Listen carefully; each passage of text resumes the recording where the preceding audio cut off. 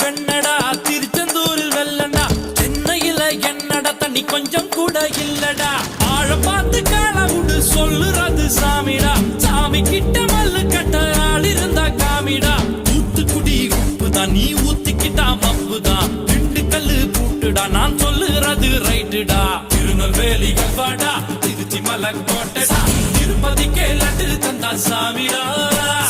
இருட்டு கட்ட அல்வாடா இட்லி கட்ட ஆயாடா உருட்டு கட்ட சத்தம் கெட்ட சாமிடா வேலைய